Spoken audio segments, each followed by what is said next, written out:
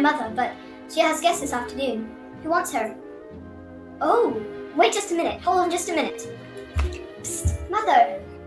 Psst, Mother. Yes, dear? The telephone. Oh, no, dear, not with all of them in there. Just say I'm busy. But Mother, it's the society editor of the evening news. Oh, the society editor, you say? Well, she's very, very important. Good afternoon, Miss Sotheby. Yes, this is Vita Simmons. Indeed, a tea and reception for the members of the Wednesday Forum. You might say program tea. My mother, the late Marcella P. Dowd, pioneer cultural leader. She came here by Oxygen as a child and she founded the Wednesday Forum. Myrtle, how many would you say? 75 at least. Say 100. 75. Miss Tewksbury's soloist, accompanied by Wilda McCurdy, accompanist. Mother, Miss Tewksbury's almost finished with her number. She'll do an encore. But what if she doesn't get a lot of applause? I've known her for years. She'll do an encore. You might say that I am entertaining, assisted by my daughter, Miss Myrtle May Simmons. Myrtle? What color would you call that? Rancho Rose, they told me. Right.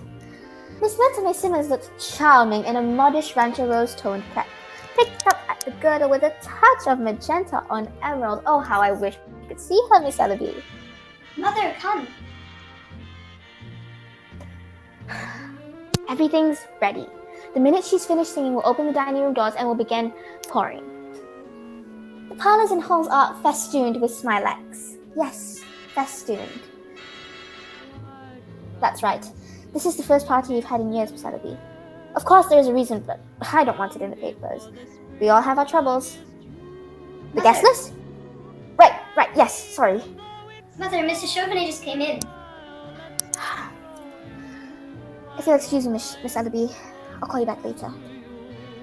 Mrs. Eugene Chauvenet, Senior. Her father was a scout with Buffalo Bill. So that's where she got that hat. Myrtle, you must be nice to Miss Chauvenet. She has a grandson about your age. But what difference will it make with Uncle Elwood? Myrtle May, remember, we agreed not to talk about that this afternoon. Besides, the point of this party is to get you started. We work through those older women to the younger group. Oh, Mother, we can't have anyone here in the evenings, and that's when men come to see you in the evenings. The only reason we can even have a party this afternoon is because Uncle Elwood is off playing pinochle at the 4th Avenue Firehouse. God, that firehouse. I know, but they just have to invite you out, and it wouldn't hurt them one bit, would it? Oh, Myrtle May, you've got so much to offer. I don't care what anyone says. There's something sweet about every young girl, and a man takes that innocence and look what he does with it. The point is, Myrtle May, you've got to get started with somebody. That's all there is to it. If I do, they'll say that's Myrtle May Simmons. Her uncle is Elwood P. Dowd. Elwood P. Dowd, the biggest screwball in town. Elwood P. Dowd and his pal. Shush. You promised. But, alright, let's get them into the dining room. Now remember, when the members come in here and you make a little welcome speech on behalf of your grandmother, be sure to do this. Alright, and after that I'll say a few words about my Uncle Elwood and his pal Harvey. Damn Harvey! Myrtle May, remember, you promised. And that's right, everybody hear you. Let every member of the Wednesday Forum hear you. You promised not to say that name, and yet you said it. I'm sorry, Mother, but how do you know Uncle Elwood won't come in here and introduce Harvey to everyone? This is unkind of you, Myrtle May. You know that Elwood is the biggest heartache I have. Yes, people may say he's peculiar, but he's still my brother. And besides, he won't be home this afternoon. Are you sure? Of course, I'm sure. Alright. But why can't we live like other people? Must I remind you that Elwood isn't living with us? We are living with him. Living with him and Harvey. Did Grandmother know about Harvey? To be honest, I've wondered about that. She never wrote to me if she did. Why did she have to leave all her property to Uncle Elwood? I'm not sure, but it might be because she died in his arms. People are sentimental about things like that. You always say that, but it doesn't make sense. She could have made up her will after she died, could she? Don't be didactic, Myrtle May. It's It's unbecoming of young girls, and besides, men loathe it. Now, remember to wave your hand. I'll do my best. Oh dear, Miss Tewksbury's voice is certainly fading. Not fast enough. Lovely, Mrs. Tewksbury, lovely. I absolutely loved it. Thank you, Miss Dawn. Very good. Thank you. Excuse me for a minute, Harvey. I have to answer the phone. Make yourself comfortable. Hello? Oh, you've got the wrong number. But how are you anyway? This is Elwood P speaking. What's your name, my dear? Miss Elsie Greenmont. Harvey, it's a Miss Elsie Greenmont. And how are you today, Miss Greenmont? That's fine, yes. Oh, yes, I would be delighted to join your club. I belong to quite a few clubs now. The University Club, the Country Club, and the Pinochle Club down at the 4th Avenue Files. I spend a good deal of my time down there, or at Eddie's place, or over at Charlie's Bar. And what is your club, my dear? Harvey, I can get Good Housekeeping, the Ladies' Home Journal, and the Open Road for Boys for 2 years for $6.25. It sounds good to me, my dear. I'll join. How does it sound to you, Harvey? Ah, yes. Harvey says it sounds good to him also. Yes, that's right, 2 subscriptions. Mail everything to this address. And I do hope I'll have the pleasure of meeting you someday, my dear. Harvey, she says she'd like to meet me. When? When would you like to meet me, my dear? Well, why not right now? My sister seems to be having a few friends in, and we would consider it an honour if you would join us. My sister will be delighted. 343 Temple Drive. Yes, I hope to see you in a very few minutes, my dear. Bye. She's coming right over. Don't you think we'd better go and freshen up? Yes, so do I. I can't seem to remember I put that in my guest list, but I have to read it to Miss Ellaby. Have you seen it, Miss Johnson? No, I haven't seen it, Miss Simmons. Right then, just look at my dresser, please. Mother, Miss Chauvenet's asking for you. Here's Mother, Miss Chauvenet. Here she is. Very good. Thank you.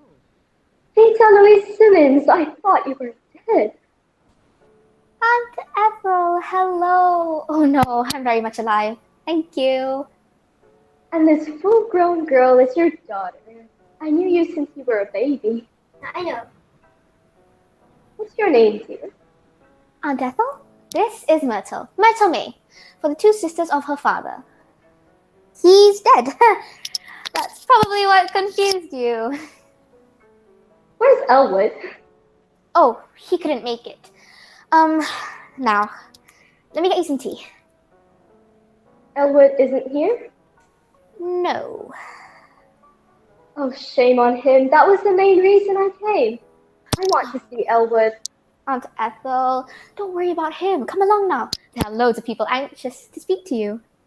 Do you realize, Vita, it's been years since I've seen Elwood. My, no. Where does the time go? But I don't understand it. I was saying to Mr. Chauvenet only the other night, what on earth do you suppose has happened to Elwood Dowd? I never see him at the club dances anymore. And I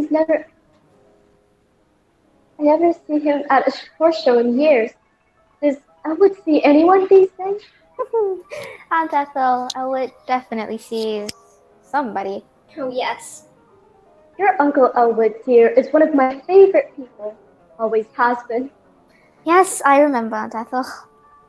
Is Elwood happy, Vita? Oh, Elwood's very happy, Aunt Ethel. You don't need to worry about him. Why? That's Mrs. Franks Cummings. Would you like to speak to her? My, but she looks ghastly. Hasn't she failed, though? If you think she looks ghastly, you should see him. Oh, I must have him over. She looks frightful. Thought she was dead. Oh, no.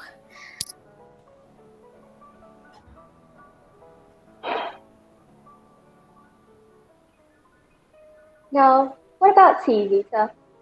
Tea? Why, certainly, Aunt Ethel. If you'll forgive me, I shall precede you. Elwood! Elwood Dowd! Bless your heart. Aunt Ethel, what a pleasure to come in and find a beautiful woman waiting for me. Elwood, you haven't changed. Come along, Aunt Ethel. You mustn't miss the party. There's punch if you don't like tea. But I do like tea. Stop pulling at me, you two. Elwood, what day next week can you come over for dinner? Any day at all, Aunt Ethel. I would be delighted. Elwood, there's some mail for you today. I placed it upstairs in your room. Did you, Rita? That was nice of you. Aunt Ethel, I want you to meet Harvey. As you can see, he's a pooka. Harvey, this is Aunt Ethel. We always called her Aunt Ethel. She's a very old and very dear friend of mine. Ah, yes, that's right. This is her, this is the one. He says he would have known you anywhere. You two look lovely. Come along then, Harvey. We must say hello to all of our friends. If you wouldn't mind excusing me for one moment, Aunt Ethel. What? You're in his way. Come along then, Harvey. Right, go right on in. I will join you in a minute. Aunt Ethel, I can see you're disturbed about Harvey. Please don't. He stares like that at everybody. It's his way. But he liked you. I can tell. He liked you very much. All right then. Some tea, perhaps? Not now. I think I'll be running along. But I'm so sorry, Aunt Ethel. I'll talk to you soon. Goodbye. oh god. Oh my god. Myrtle, where are you going? Up to my room. He's introducing Harvey to everyone. I can't face those people now. I wish I were dead. No. You come back here this instant, Myrtle May. We'll get him out of there and we're sending him upstairs immediately to his room. I won't do it. I can't. Myrtle May, come back here. Now, pretend I'm fixing your corsage. Oh, mother. We've got to. Pretend we're having a gay little chat. Keep looking, keep smiling, and when you see him, you tell me. He always comes when I call him. Myrtle, do you see him yet? No, not yet. Oh, there's Miss Cummings. How do you do? Smile, can't you? Have you no pride? I'm smiling. And Oh, he's my Mother. brother. Mother, people get run over by trucks every day. Why can't something like that just happen to Uncle Elwood? Myrtle May Simmons, I am ashamed of you. This thing is not your uncle's fault. Ouch, you're sticking me with that pin. Oh, wait, the phone's ringing. That must be Miss Ellerby. Keep looking and keep smiling, remember. Miss Cummings is leaving. Oh, Elwood must have told him what Harvey is. Oh, God. Hello? This is Mrs. Simmons. Excuse me? Should you come in with the clothes you have on? I'm sorry, but what have you on? Who is this? But I don't know any Miss Greenwalt. Should you what? May I ask who invited you? Mr. Dowd. Thank you just the same, but I believe there has been a terrible mistake. Well, I've never. Never what? One of your Uncle Elwood's friends. She asked me if she should bring a quart of gin to the Wednesday forum. Oh, there he is. He's talking to Miss Halsey. Is Harvey with him? What a thing to ask. How would I know? How would anyone know about Uncle Elwood? Elwood? Oh, Elwood.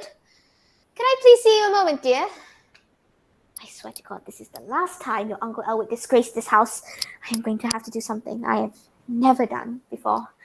Mother, what did you mean just now when you said this thing wasn't Uncle Elwood's fault? If it isn't his fault, then whose fault is it? Never you mind. I know whose fault it is. Now, lift up your head, dear Myrtle, and go back in. Smile. Pretend as though nothing had happened. You're no match for Uncle Elwood. You'll see. Mother's waiting for you. Elwood, could I please see you a moment, dear? Of course, sister. Excuse me a moment, Harvey. Yes. It's very important. Very, very important. Please sit down, and I'll be right back. Jane Austen. I'll sit down, Harvey. Rita wants to talk to us. She says it's important.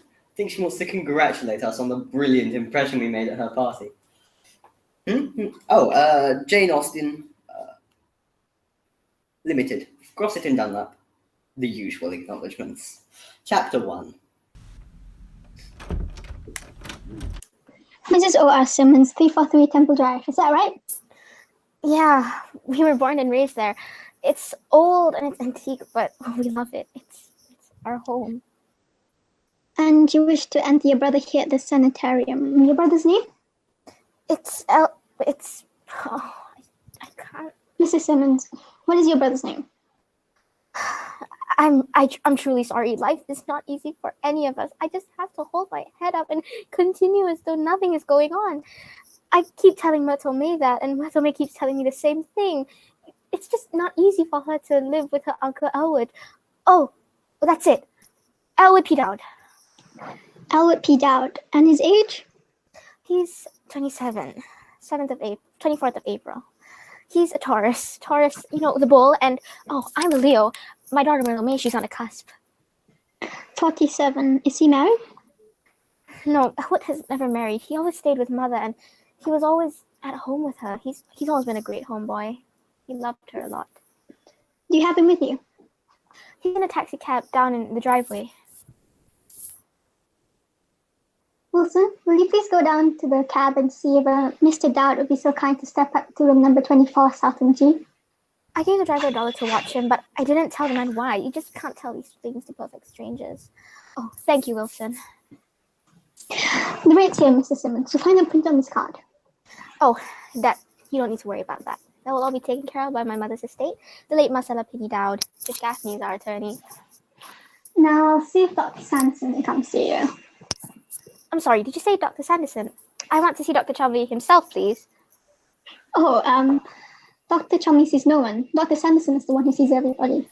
But isn't Dr. Chumley the head of this institution? And he's still a psychiatrist, isn't he? Why can't I see him? Still a psychiatrist? Dr. Chumley is more than that. He's a psychiatrist with a national reputation. Whenever someone has mental problems, they think of once of Dr. Chumley. Well, that's his office, isn't it? Why don't you go right in there, stomp your pretty little feet, and tell him who's waiting for him outside. I'm pretty sure he'll come out once he knows who's out here. I wouldn't dare disturb him, Mr. Simmons. He'd have me discharged if I did. Well, just so you know, young lady, I don't like to be pushed off onto any second fiddle. Dr. Sanderson is no one's second fiddle. He is young, of course, and he hasn't been out of medical school for very long. But Dr. Chumley tried out at 12 and capped Dr. Sanderson. He is really wonderful. To the patients. All right, whatever you say. Tell him I'm here. Right away. Right away. Oh dear. Peter, isn't this wonderful? Elwood? Mrs. Simmons! Oh my god. I'm really sorry. I didn't hear you come in. You startled me. Are you Dr. Sanderson? Yes. Please, be seated. Thank you. I hope you don't think I'm jumping like that all the time, doctor, but I just... Of course not. Miss Kelly tells me you're here about your brother. Dowd, is it? Elwood P. Dowd? Yes, doctor, indeed. I just noticed he just... This isn't easy for me, doctor. I'm really sorry. Naturally. These things aren't easy for the families of patients. I understand. The thing is, doctor, it's what Elwood's doing to himself. Myrtle May has a right to nice friends. She's young, and her whole life is ahead of her. And Elwood's just acting up. Oh, Myrtle May, she's my daughter. Ah, your daughter. How long has it been since you began to notice any peculiarity in your brother's actions?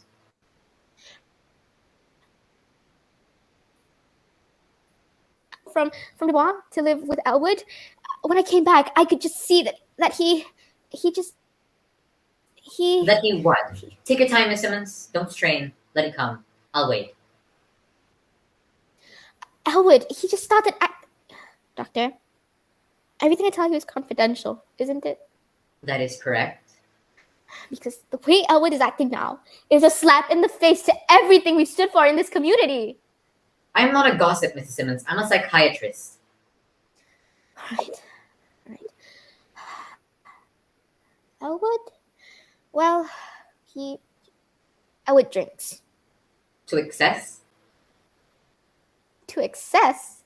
Well, don't you call it excess on a man? He never lets a day go by without stepping into one of those cheap taverns, sitting around with riffraff and people you've never even heard of, inviting them to the house, playing cards with them, giving them food and money. And here I am trying to get Myrtle May started with a nice group of young people. If that is an excess, I definitely am not sure what excess is. I didn't doubt your statement, Mrs. Simmons. I merely asked if your brother drinks. Well, to answer your question, Doctor, yes, he certainly does. And I want him committed out here permanently because I can't stand another day of that Harvey. Myrtle May and I, we have to set a place at the table for Harvey. We have to move over on the sofa to make room for Harvey. We have to answer the telephone when Elwood calls and ask to speak to not me, not Myrtle. And then at the party this afternoon with Miss Chauvenet there. Oh my God. We didn't even know anything about Harvey until we came back here.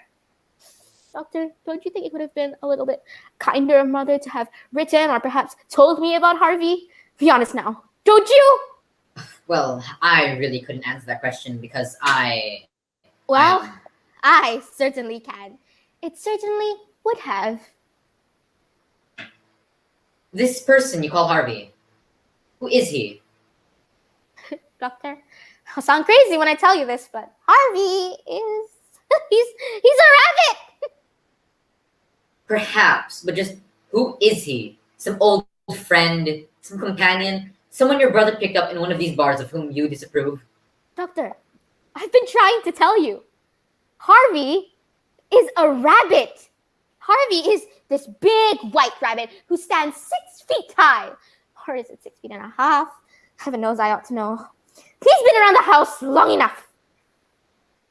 Now, let me understand this. Doctor, is it so hard for you to understand? My brother insists that his closest friend is this big white rabbit. This rabbit is named Harvey, and Harvey lives at our house. Can't you understand? He and Elwood, they go every place together. Elwood buys railroad tickets. He buys theater tickets for the both of them. As I told Myrtle May, if your uncle was just so lonesome, he had to bring something home. Why, oh why couldn't he have brought home something human? Doesn't he have me? And he has Myrtle May too, doesn't he? Doctor, I'm going to tell you something I've never told anybody in the world before. Every once in a while, I see that big white rabbit myself. No, isn't that terrible? I've never even told that to Myrtle May. Miss Simmons. And what's more, he is every bit as big as Elwood says he is. Please don't ever tell that to anybody, Doctor. I am so ashamed of it. I can see you've been under a great nervous strain recently. Well, I certainly have. Grief over your mother's death depressed you considerably. Nobody just understands how much. Been losing sleep? How could anyone sleep in a house with that going on? Loss of appetite? Nobody could eat at a table with my brother and a big white rabbit. Well, Doctor, I'm done with it. I'm going to sell the house, be appointed conservator of Elwood's estate, and Myrtle May and I will finally be able to entertain our friends in peace. It's just too much, Doctor. I can't stand it anymore. Stand. You're tired. You're tired. Yes, I certainly am. And now I am going to help you. Oh, Doctor. Sit right there and be quiet. All right, then I'll just go down to the cab and retrieve Elwood's things. I need to get my mind off of this. Why didn't someone answer the buzzer? I didn't hear you, Doctor. I rang and I rang. Mrs. Simmons, sound the gong was that the woman must not leave the grounds. She made a getaway, huh, Doc? Go after her. Her condition is serious. I can't believe it. Main gate? Henry? Dr. Sampson. Allow no one out of the main gate. We're looking for a patient. I should have left her alone, but no one answered the buzzer. Wilson was in South, Doctor. What have we available, Miss Kelly? Number 13 Upper West R is ready, Doctor. Have her taken there immediately. I'll prescribe preliminary treatment. I must contact her brother. Dowd, is it? Elwood P. Dowd? Put him on the telephone for me, will you please, Miss Kelly? But, Doctor, I didn't know it was the woman who needed the treatment. She said it was for her brother. Of course she did. It's the oldest trick in the book, always used by a cunning type of psychopath. She apparently knew her brother was out here to commit her, so she came here to discredit him. Get him on the telephone for me, will you please? But Doctor, I thought the woman was all right, so I had Wilson take the brother up to number 24 South Wing G. He's there now. You had Wilson take the brother in? No jokes, please, Kelly. You're not serious, are you? Oh, I did, Doctor. I did. I'm terribly sorry. Oh, well, then if you're sorry, that fixes everything. Oh, no! I'll do it, Doctor. I'll do it. Miss Dunphy, will you please unlock the door to number 24 and give Mr. Dowd his clothes back, and Have him come down to the office right away. have him come down to the office right away. There's been a terrible mistake, and Dr. Sanderson would like to explain. Explain, apologize. Thank goodness they didn't put him in the hydro tub yet. Should let him out. Beautiful. And dumb, too. It's almost too good to be true. Doctor, I feel terrible. I didn't know. Judge Gaffney called this morning and said Mrs. Simmons and the brother would be here, and when they came in, you don't have to be sarcastic. Oh, don't I? Stop worrying. We'll screw him out of it somehow. Wait, where are you going? I've got to tell the chief about this, Kelly. He might want to hear about this himself. He'll be furious. I know he will. He'll die, and then he'll terminate me. The responsibility is all mine. No, tell me it was my fault, Doctor. I never mention your name, except in my sleep. But this man Dowd. Look, keep him here as long as you can, Kelly. But what should I do? What should I say? He'll be furious. He'll probably be fit to be tied, but he's a man, isn't he? I guess so. His name is Mr. Go back into your old routine, you know, the eyes, the swish, the works. I'm immune, but I've seen him working on some people, some of the patients here. Keep him here as long as you can, even if you have to restrict kids. Well, of all the... Oh, you're just so wonderful, Dr. Sanderson. You're about the most wonderful person I've met in my whole life. Yeah, but how about giving me a lift there just the same? What? That Simmons dame? You caught her? As slick as a whistle. She was running along the path and humming a little tune. And I jumped out at her from behind a tree. Take her to number 24. Take her to number 13, Upper West Star. She's there now. I brought her into the diet kitchen. She's just there kicking and screaming like hell. I'll go there if you can come and undress her. Just a minute, Wilson. Dr. Sanderson told me to stay here until the brother comes down. Make it snappy.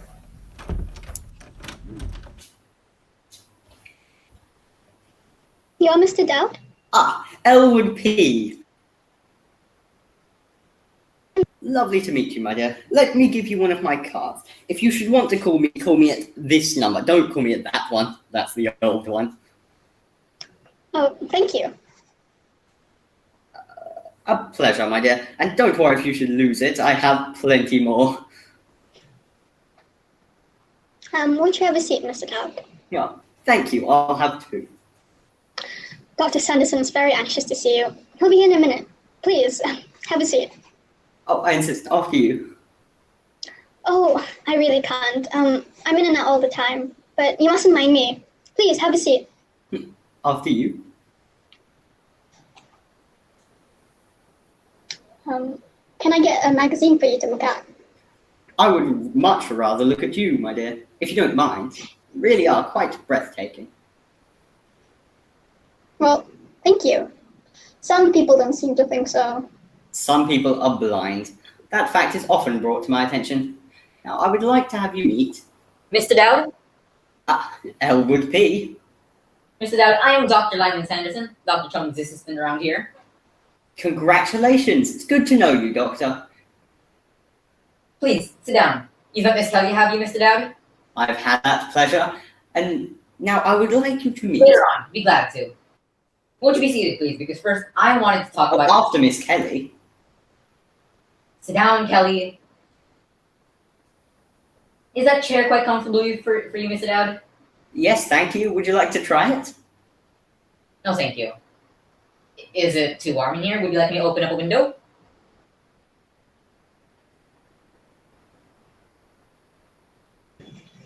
Mr. Dowd, Dr. Sanderson would like to know if he should open the window. Well, that's entirely up to him. I wouldn't presume to live his life for him.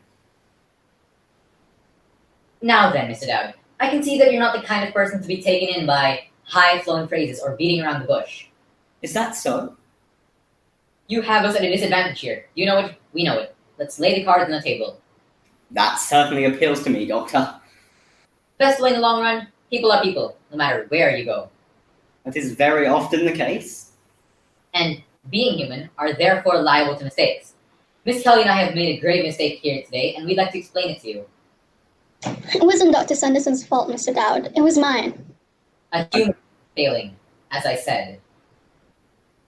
I find it very interesting, nevertheless. You and Miss Kelly here this afternoon, you say? We do hope you understand. Oh, yes. These things are often the basis for a long and warm friendship. And the responsibility is not hers, but mine. Your attitude may be old-fashioned, Doctor, but I like it. Now, Dowd, if I had seen your sister first, that would have been an entirely different story. Is that so? I mean, I think the world knew all of Vita, but I had supposed she'd seen her day. You not attach any blame to her. She is a very sick woman. Came in here insisting you were in need of treatment. That's perfectly ridiculous. That was Vita. Exactly. But your sister had already talked to Miss Kelly here, and we had received a phone call from your lawyer, Judge Gaffney. I know him. Know his wife too. Lovely people. Your sister was extremely nervous and plunged right away into a heated charade of your drinking. Vita shouldn't worry about that. I'll take care of that.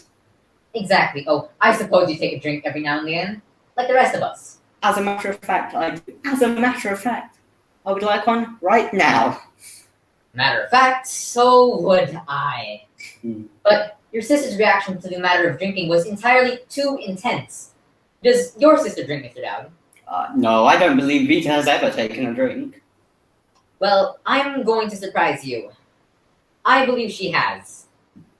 And does. Constantly. I am certainly surprised. But it's not her alcoholism that's going to be the basis of my judgment. It's more serious than that. It's when she began talking so emotionally about this big white rabbit. Harvey, I believe she called him. Harvey is his name. She claimed that you were persecuting her with this Harvey. I haven't been persecuting her with Harvey. Vita mustn't think that way. And now I must insist that you let me Let me make my point first, Mr. Dowd. This trouble of your sister's didn't stem from overnight. It came from trauma. What? From trauma, spelled Trauma. It means shock. There is the birth trauma, the shock, the act of being born. That's the one we never get over. Have a nice sense of humor, Dowd. Doesn't he, Mrs. Kelly? Oh, yes. May I say the same about both of you? So, well, to sum it all up, your sister's condition is serious. But I can help her. She must, however, remain on site temporarily. Well, I wouldn't want Vita to stay here unless she wanted to stay here. Of course. Did Wilson get what he was after? Oh, yes, Doctor. What was Mrs. Simmons' attitude, Miss Kelly? Not unusual. Mr. Dowd, if this were an ordinary delusion, something reflected on the memory. In other words, if she were seeing something she had seen before, it would be understandable. But it stands to reason no one has ever seen a 6-foot rabbit. Not very often, Doctor. I like you, Dowd. I like you too, Doctor. And Miss Kelly here. I like her too. So she must be committed here temporarily. Under these circumstances, I would commit my own grandmother. Does your grandmother drink? It's just an expression. Now, will you sign these temporary commitment papers? Oh, you should get Vita to do that. She does all the signing for the family. She's very good at it. Well, we can't disturb her right now. Perhaps I should talk it over with Judge Gaffney. You can explain it all to him later. Tell him I advised it. And it isn't as if you could drop in here anytime. I'll make out a full visitor's pass for you. What do you say about that? When would you like to visit next? Wednesday, say? Friday, say? I can come back after dinner, about an hour. Well, we're pretty busy around here, but I guess it's all right. Oh, I don't even really have to go. I'm not very hungry. Well, we're delighted to have you stay, but Miss Kelly and I, we have a lot of work to do. But I tell you what you might like to do. What might I like to do, Doctor?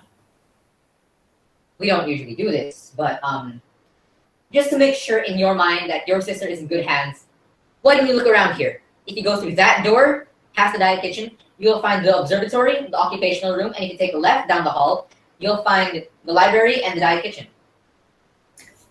I believe for Vita's sake, I better do that, Doctor. Very well, then. It's been a great pleasure meeting you, Mr. Dowd. It's been a great pleasure meeting you too, Doctor, and Miss Kelly here. And I will say that for a lineman, you show an acute perception to the psychiatric problems. Is that a fact? I never thought anyone knew anything about psychiatry. Well, the good psychiatrist isn't found under every bush. You have to pick the right bush. Since we seem to have enjoyed ourselves so much, can I suggest that you come along with me down to Charlie's bar and we have a drink? When I enjoy people, I like to stick right with them. Sorry, we're on duty now. Give us a rain check. Some other time, we'll be glad to. When? Can't really say right now. We get off duty at 10, you see. At 10 down at Charlie's bar, then? Kelly? Well, Dr. Chumley doesn't approve of members of staff fraternizing, but since you've been so understanding, I guess we could manage it. Lovely. I'll pick you up outside in a taxi at 10 o'clock, then. The four of us will spend a lovely evening down at Charlie's place. I must introduce you to a very dear friend of mine. You said later, so later on it shall be. Goodbye now.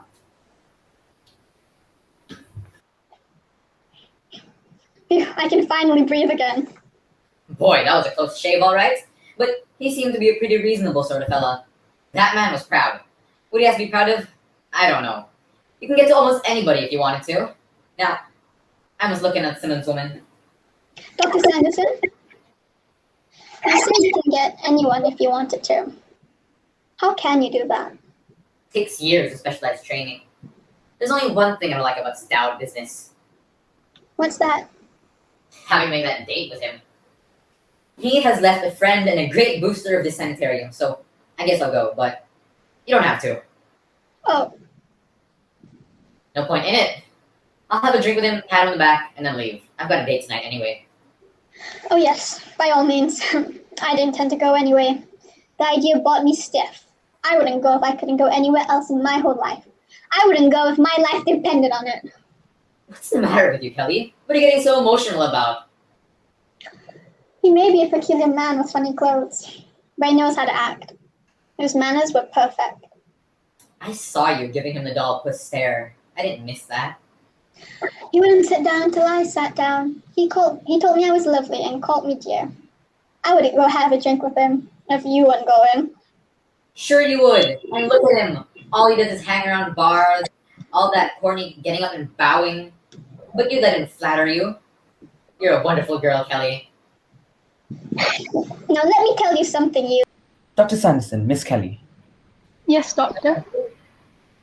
Tell the gardener to prune more carefully around my prize dahlias along the fence by the main road. They'll be ready for plucking next week. The difficulty of the women with the big white rabbit. Has it been smoothed over? Yes, doctor. I contacted her brother and he was quite reasonable. Well, I've had many patients in my day who have seen animals. I've never had one with an animal that large. Yes, doctor. I believe she called him Harvey. Harvey? An unusual name for an animal of any kind. Harvey's a man's name. While I've known quite a few men in my day named Harvey, never known any animal of any kind with that name. This case has an interesting phase, doctor. Yes, doctor. I will now go upstairs with you and look in on this patient. It may be that we can give her my formula 977. I shall advise you on prescribing her the treatment. Doctor. Thank you, doctor. And now, if I may ask, what is that hat and coat doing on the table? Whose is it? I don't know, doctor. You know, Miss Kelly? Is it Dowd's? No, he had his hat on, doctor. Perhaps it was one of the relatives of the patient? Hand me the hat. There must be some sort of identification. Here. What's this? What's this? 2 holes cut in the crown of the hat. See? That's strange. Some new fad. Put them away. Hang them up. Get them out of here.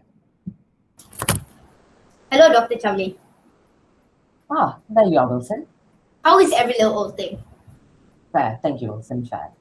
Look, somebody's gonna have to give me a hand with this Simmons dame order a restraining jacket or something. She's terrible. Forgot me, didn't you? Oh well, I got her corset all off by myself. We're going upstairs to look in on this patient now, Wilson. She's in the hydro tub now. Oh god, I left the water running on her.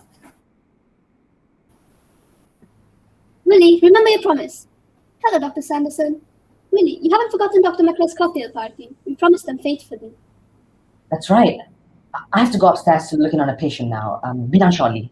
Give a quick little diagnosis, Willie. We don't want to be late to the party. I'm dying to see the inside of that house. Good evening. Good evening. I am Mrs. Chumley, Dr. Chumley's wife. I'm glad to know you. I'm Mr. Dowd, Elwood P. Here, let me give you one of my cards. If you should want to call me at that one. Don't call me at that one, that's the old one. Thank you. Is there anything I can do for you? What did you have in mind? You seem to be looking for someone. Oh, yes. I'm looking for Harvey. I seem to have gone off without him. Harvey? Is he a patient here? No, nothing like that. Does he work here? No. Harvey is what you might call my best friend. He's also a pooka. Came out here with me and Vita this afternoon. Where was he when you last saw him? He was over there in that chair with his hat and coat on the table. There doesn't seem to be any hat or coat around here anymore. Perhaps he left. Perhaps. I can't seem to find him anywhere. What was that word you just said? Pooka. Yes, that's right. Is that something new? No, as I understand it, it's something very old indeed. Oh, really? I had never happened to have I'm heard not of that. surprised at that. I hadn't myself until I met him. I do hope he gets to meet you. I'm sure he'll be quite taken with you. Oh, really? Well, that's very nice of you to say so, I'm sure. Not at all. When Harvey takes a liking to someone, he expresses himself quite definitely. And when he's not particularly interested, he sits there like an empty chair or an empty space on the floor. He takes his time making his mind up about people. Choosy, you see. That's not such a bad way to be off in this day and age. Harvey's very fond of my sister. Because he's very fond of me and my sister are from the same family. Now, you'd think that feeling would be mutual, wouldn't you? But Vita doesn't seem to care for Harvey. Now, isn't that just the greatest shame, Mrs. Chumley?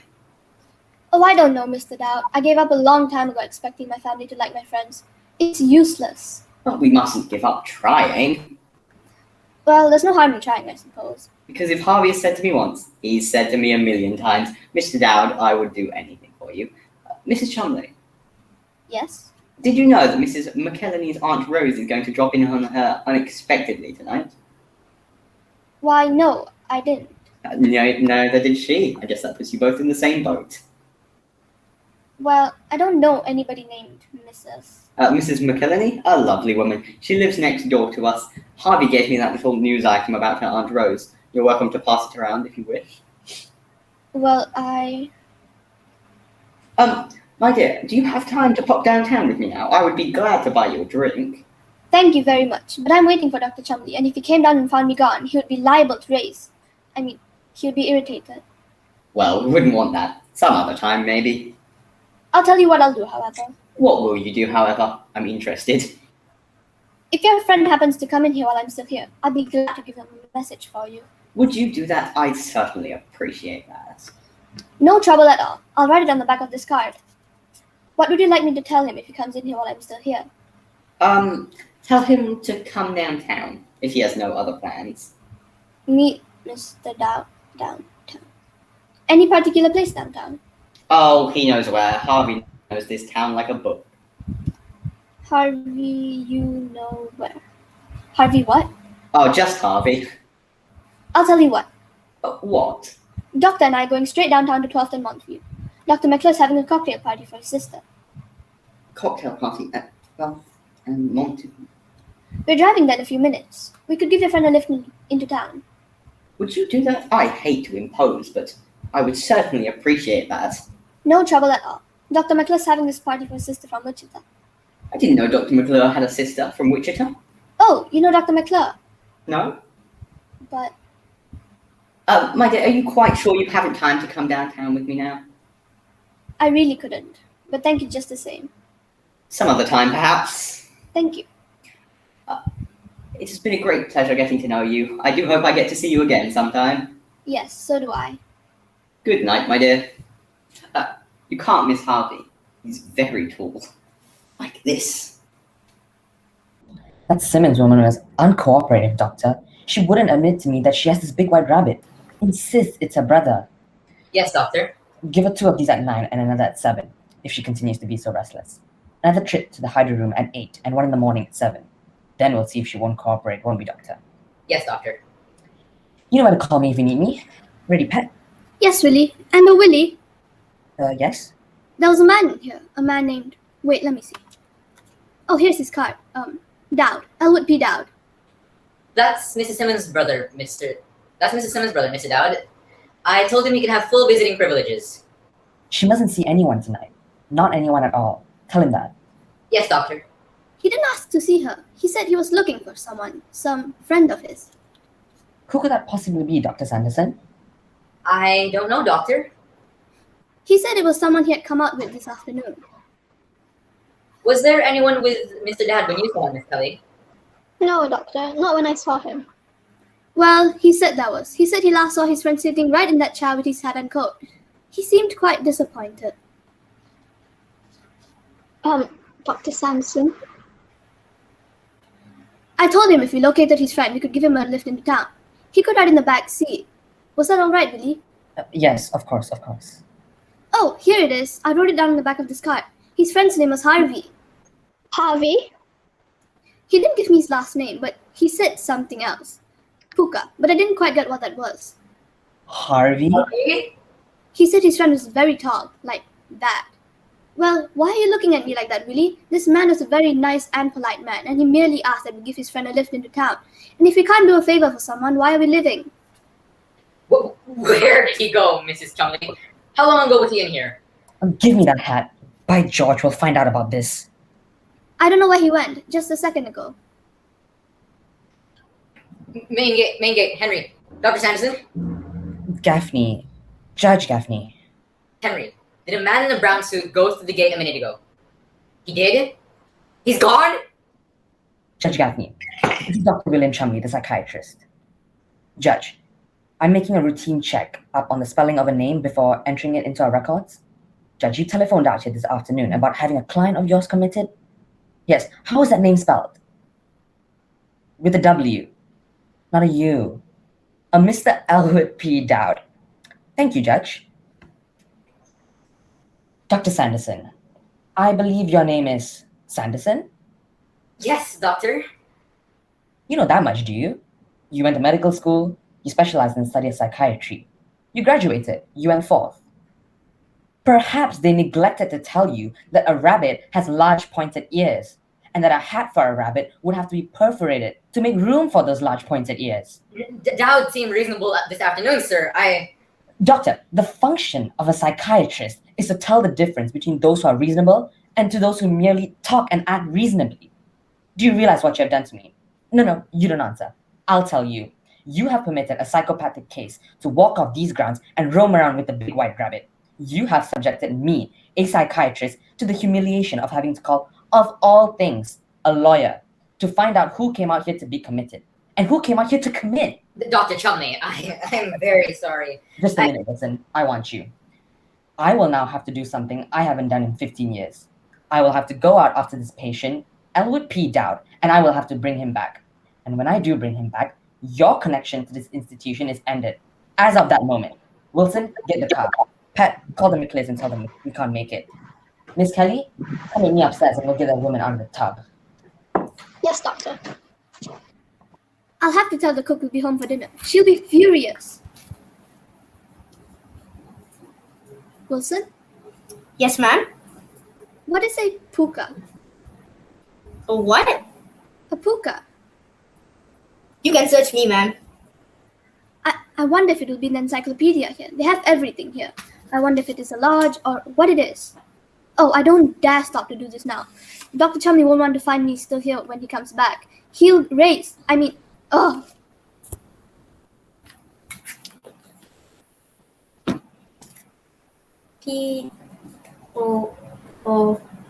Pooka. Pooka. From old Celtic mythology. A fairy spirit in animal form, always very large. The pooka appears here and there, now and then, and to this one at that one, in his own caprice. Very fond of ramparts. And how are you, Mr. Wilson?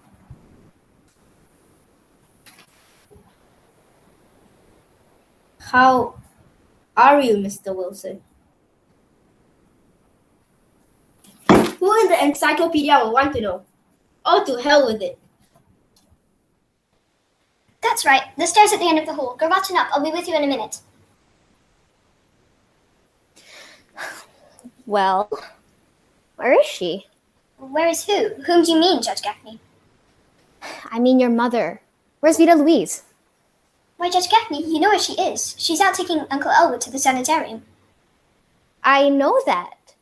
So, why was I called at the club with a lot of hysteria? I couldn't even tell what she was on about. Carrying on something fierce. Mother, carry on. Well, what's about? Well, I don't know. She was hysterical. Well, that's strange. She took Uncle Elwood out to the sanitarium, but all she had to do was put him in.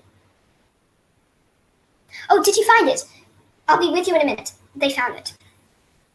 Huh? Wait, who? Found what? What are you talking about? Well, when Mother left the house, I went over to the real estate office, and guess what I found there? Well, I don't know. I'm not a quiz kid. Well, I found an old man who was looking for a house like this to cup up into Buffet Apartments. He's going through it now. Well, now see here, Myrtle May, this house doesn't belong to you. It belongs to your Uncle Elwood.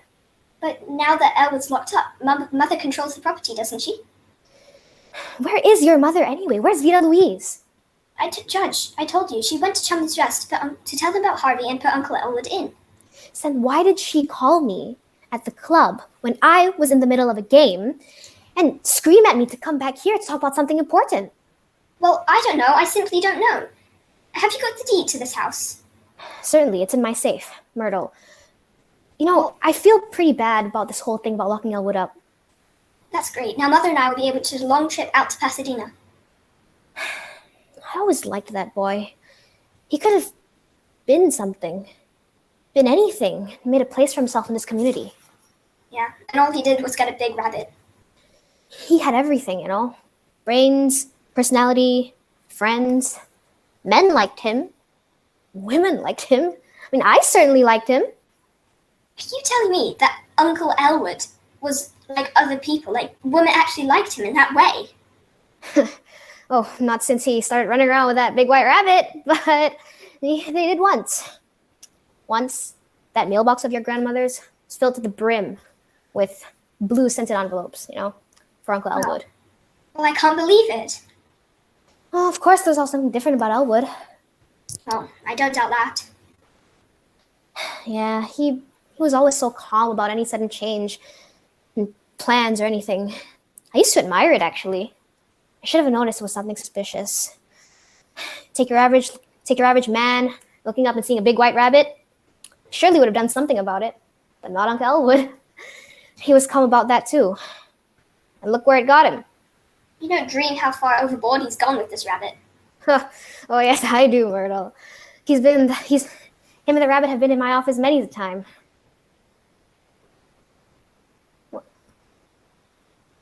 What's that noise? Oh, that's the prospective buyer on the 3rd floor. Mother? Look, Judge! Oh my god, Vida Louise? Okay, oh my god, what's wrong, girl? I never thought I'd see you again. Well, take hold of her, Judge. She looks like she's going to faint. Okay, I will. Oh my god. Now, Mother, you're all right. You're going to be perfectly all right. Yes. Steady, girl, steady. Oh, please stop. Please, not so fast. Yeah, okay. Don't rush her, Myrtle. Maybe let's ease her in, Myrtle. Please, just let me sit down. Just get me someplace where I can sit down. I just need to sit down. Yes, here you are, girl. Easy, Myrtle, easy. Okay. Oh, okay. Easy. Oh, the gas bill. Oh my god. Judge, Myrtle. Okay. Get her some tea, Myrtle. Would you like some tea, Vida? I'll get you some tea, Mother. Get her coat off, Judge. No, okay. Please stop. Just leave me alone. Let me sit here. I need to get my breath. Let her get her breath, Judge. Let me just sit here a minute and let me get upstairs to my own bed. I just need to let go right now. Well, what happened to you, Mother? Oh, Judge, I want you to sue them. They put me in and they let Elwood out. What? Mother? Oh my god, just look at my hair, can't you tell? But why? What did you say? What did you do? You must have done something. That's exactly the thing, Myrtle. I didn't do anything. I simply told them about Elwood and Harvey and I got put in there. But then how could it have happened to you? I don't understand it. Vida, here's the thing, Judge. I told them about Elwood. I went down to the cab to get his things, and as I was walking, some brute just stopped me and took me away. He had on one of those white suits. That's how they advertise all the time. Okay. A man? But what did he do, Mother? Oh, what did he do? He took a hold of me, and he brought me in there with so much force, and then he just... Oh my god. Okay, go on. Vida, go on, bro. Go on. Just Mother. Was he a young man? Myrtle May, perhaps you better leave the room. Now? I should say not. Go on, Mother. Yeah. What did he do, Vida? He took me upstairs and he tore my clothes off. Oh, did you hear that, Judge? Go on, Mother. Sue them for this, Vida. And then he sat me down in a tub of water. Oh, for heaven's sake. I always thought that you were I always thought that you were what you showed on your face, but don't you believe it, Judge? Don't you believe it, Myrtle? This man, he took a hold of me like I was a woman of the streets, but I fought. I always said if a man fought me, I'd fight. Haven't I always said that, Myrtle? That's what she always said, Judge. And then he hustled me into that sanitarium and set me down in that tub, and he began treating me like I was... A what? He treated me like I was a crazy woman. Well, I'll be that just for spite. Well, I'll be damned. And those doctors, they came upstairs and asked me a lot of questions. It was like about sex urges and all that filthy stuff. That place ought to be cleaned up, Omar. Oh my god, you better get the authorities to clean it up. Myrtle, don't you ever go out there, do you hear me? This stinks to high heaven, Vida. By God, it stinks. You really have got to do something about it, Judge. You've got to sue them! Yes, I will go. By God, if Dr. Chumley thinks he can just run an unsavory place like this on the outskirts of town, he's very much mistaken. I'll have him publicly chastised. By God, I'll run him out of the state! Tell me, Judge, is that all those doctors do at places like that? They're so deprived that they think about sex? I don't know. Because if it is, they ought to be ashamed of themselves. It's all in their head anyway. Oh, why don't they get out and go for long walks in the fresh air? Judge walked everywhere for years, didn't you, Judge? Yeah, okay, now let me take some notes on this. You said that these doctors, they ask you a lot of questions. They come to talk to you, Dr. Chumley and... Oh, what was the other name? His name was Sanderson. Sanderson, yes. But Judge, please don't you pay any attention to anything he tells you. He is a liar. Close that eyes. They're always liars. Besides, I told him something in strictest confidence, and guess what he did? He blabbed it. Okay. When he promised he wouldn't. Well, what did you tell him, Mother? What difference does it make, Myrtle? Let's just forget about it. I don't even want to talk about it anymore. You just can't trust anybody nowadays, can you? Look.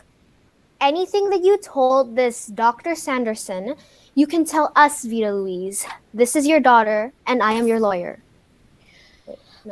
I know which is which. I just don't want to talk about it. I want you to sue them, Judge, and I want to get to bed. Okay. But, Mother, this is the important thing anyway. Where is Uncle Elwood? Should have known better than to try to do anything about him. Something protects him. It's that god-awful rabbit. But where is Uncle Elwood? Answer me.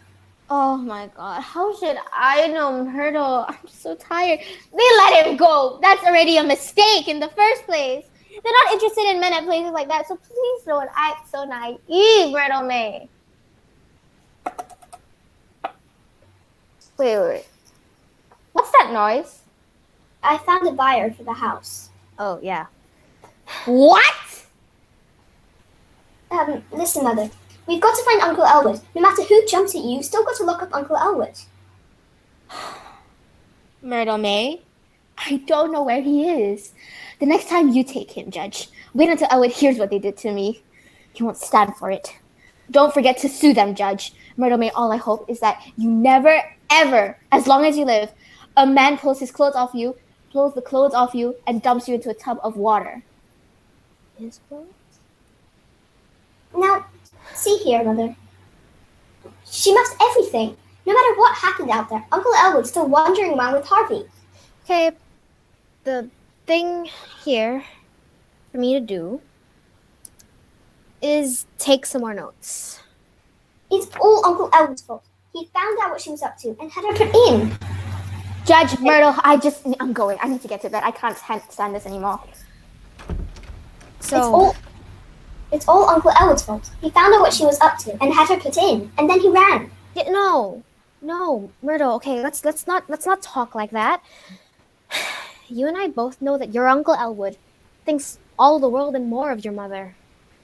Ever since they were little boys, since he was a little boy, actually, he always wanted to share everything that he had with her. That's your Uncle Elwood. I'm not giving up. We'll get detectives. Not. We'll find him. And besides, we'll definitely save some of that sympathy for me and Mother. You don't realize what we have to put up with. Wait till I show you something he brought home about 6 months ago. We hid it in our garage. You just wait. Yeah, okay. Look, Myrtle May, I'm going up to talk to Vita. There's more in this than she's telling. I'm sensing that, and I know that. I can tell. Well, wait till I show you, Judge. Yeah, okay, I'll wait. All right, I'll wait. Okay, is he here? Who? What's this? The crackpot with the rabbit, is he here? No, and who, may I ask, are you? Not here, Doctor. Okay. Dr. Chumley is coming in. Anyways, what's your name? Chumley. Well, I've got a few words to say to him. Anyways, what's your name? Let's have it. I am Judge Gaffney. Where is Chumley? The reason I asked for your name is because a doctor likes to know who he's talking to. This guy says his name is Judge Gaffney, Doctor. Well, Chumley. Good evening, Judge. Let's not waste any time. Has he been here? Who? Elwood? No, but see here, Doctor. Sure he ain't. He's hiding. He's wise now. It'll sure be an awful job to smoke him up. It'll be more difficult, but I'll do it. They're sly. They're cunning, but I get them. I always get them. Do you have the list of all the places we've been to, Wilson? Right here, Doctor. Read it. We've been to 17 bars, Eddie's place, Charlie's place, Bessie's barn dance, the 4th, the 10th, and the 12th Avenue firehouses, just to make sure. The Union Station, the grain elevator. Say, why does this guy go to a grain elevator? The foreman is a friend of his. He has many friends, many places. I simply stopped by here to ask Miss Simmons if she has any other suggestions as to where we might look for him.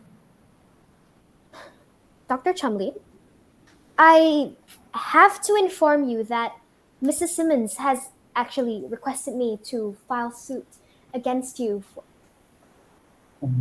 What?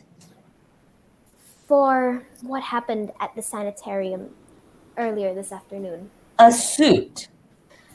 Yes, and while we're on that subject...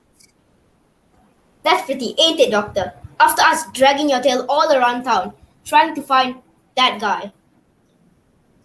Listen, what happened here this afternoon was an unfortunate mistake. I've already discharged my assistant who made it. I'm prepared to take full charge of this man's case personally.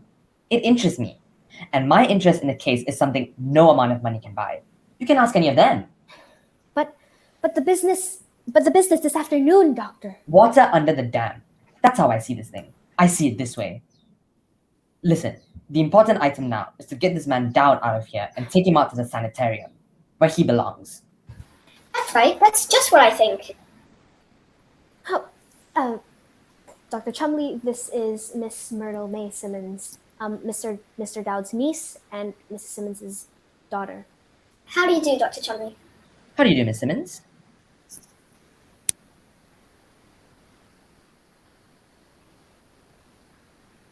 Now then, let me talk to Miss Simmons. Mother won't come down right now. You tried again to talk to him, Judge. But see here, Myrtle, your mother was manhandled. She was... Well, God knows what she was. But the point is, the man's approach to her wasn't at all professional. It was personal. Wilson, this is a serious charge.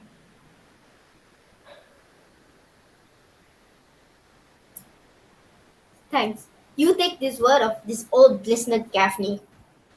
Wilson! Me, and a dame who sees a rabbit. It's not Mrs. Simmons who sees a rabbit. It's her brother! Yes, it's Uncle Elwood. If you'll come with me, Dr. Chumley. Very well then, Judge. Wilson, I have a situation here. Wait for me. Okay, Doctor. So, your name's Myrtle May? What? Oh, yes. If we catch your uncle, you'll be liable coming here during visiting days. Well, I don't really know. Well, if you do, I'll be there. You will? Oh. Yeah, even if you don't see me there, just stick around. I'll show up. You will? Sure. Oh. You heard Dr. Chumley tell me to wait. Yeah. I wouldn't mind if you were to go to get me a cup of coffee and a sandwich. No, certainly. If you'll forgive me, I'll precede you into the kitchen. Yes, sir. You're all right, Myrtle. What? You know, you don't just got a nice bill, kid. You got something else. What? You got the screwiest uncle that's ever stuck his nose into our nut house. Hello, Chumley's Rest? Is Dr. Chumley there? Oh, it's Mrs. Chumley. This is Elwood P. Dowd speaking. How are you tonight? Mrs. Chumley, did you by any chance locate Harvey? Don't worry about it, I'll find him. I'm sorry I missed you at the McClure cocktail party. The people were charming, and I was able to leave quite a few of my cards. I waited until you called and said you couldn't come because a patient had escaped. Where am I? I'm here. But I'm leaving immediately. I must find Harvey. My regards to you and anyone you happen to bump into. There it is.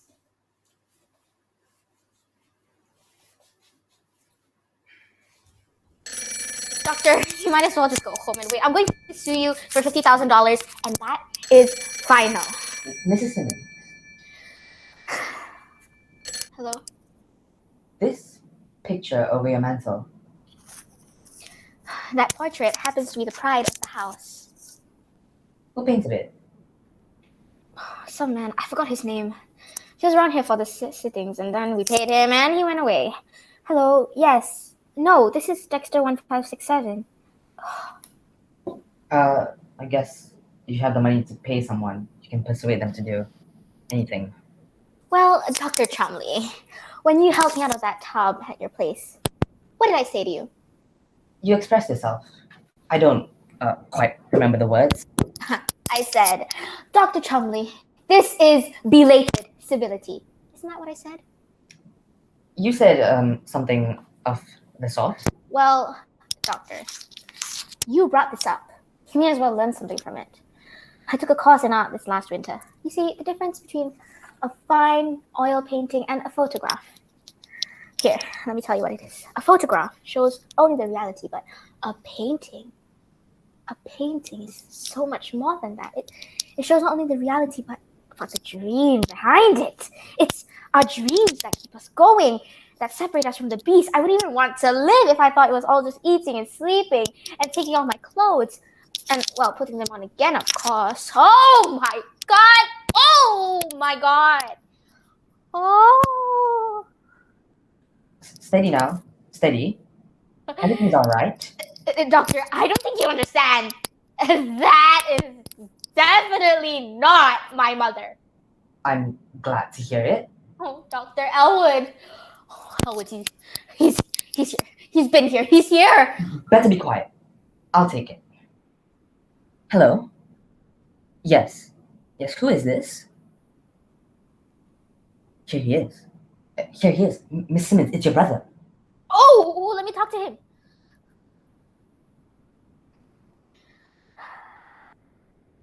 Elwood, hello. Where are you? What? Oh, okay. Just a minute. He won't say where he is. He just wants to know if Harvey is here. Tell him Harvey's here. But Doctor, he isn't. Tell him. That'll bring him here, perhaps. Humor him. We have to humor them. Okay, fine. Yes, Elwood, yes, dear. Harvey is here. Why don't you come home? Oh. Well, all right. Give me a second. It won't work. He says for me to call Harvey to the telephone. Say Harvey's here, but he can't come to the telephone. Say he's in the bathtub. The bathtub? Say he's in the bathtub, and tell him that you'll bring him there. That way we'll know where he is. All right, then. Hello, Elwood. Yes, dear. Harvey is here, but he can't come to the telephone. You see, he's in the bathtub. Silly Harvey. I'll send him over as soon as he's dry. Where are you? Where, Elwood? Oh, Did he hang up? Harvey just walked in the door. He told me to look in the bathtub. It must be a stranger. But I know where he is. He's at Charlie's place. It's a bar over at 12th and Main. 12th and Main. That's 2 blocks down and 1 over, isn't it? Yes, Doctor. Where are you going? I'm going over there to get your brother and take him out to the sanitarium, where he belongs. Oh, Dr. Chumley, please don't do that.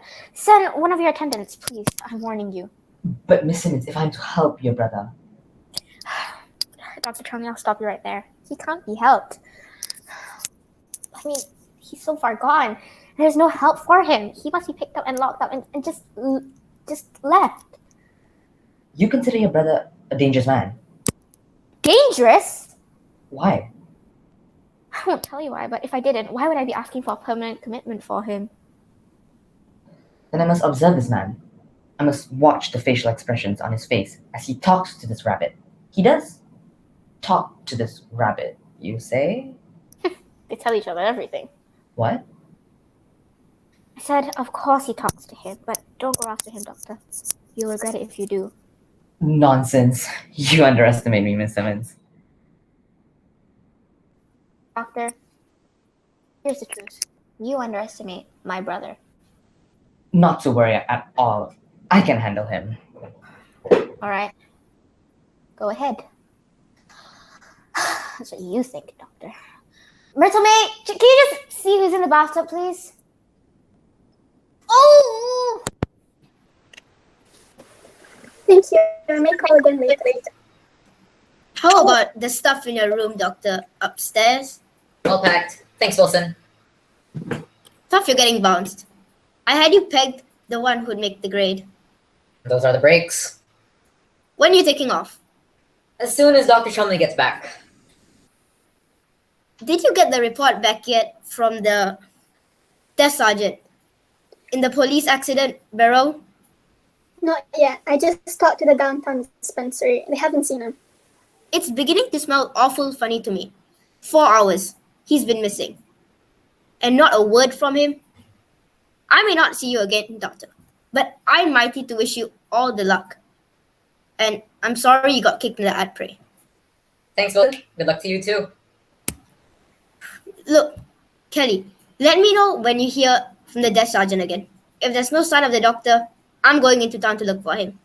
He should know better and go after a psycho without me. I'd like to help look for the doctor, too, Wilson. That's a swell of you, Doctor. Right after he gave you the brush. I've got no resentment against Dr. Chumley. He was right. I was wrong. Chumley is the biggest man in his field. It's my loss not to be able to work with him. You're not so small yourself, Doctor. Thanks, Wilson. Don't mention it. Dr. Sanderson? Yes, Kelly? Well, Doctor, I'd like to just say I wish you a lot of luck, and I'm sorry to see you leave. Are you sure you can spare those good wishes, Kelly? On second thought, I guess I can't. Forget it. Miss Kelly, this isn't for nothing. Just a little advice.